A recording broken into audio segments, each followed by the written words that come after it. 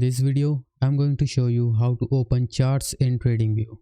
So first, go to tradingview.com and from here,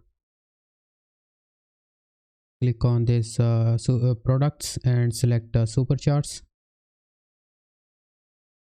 And your chart will open like this. If you want to select other chart, you can do that too by the default playlist, or if you want to select a specific stock like Apple, just click on the screen and type Apple, and you can click on the stock from here to open the chart. So this is the chart of Apple stock, and you can do this with any stock. So this is how you can open charts in TradingView.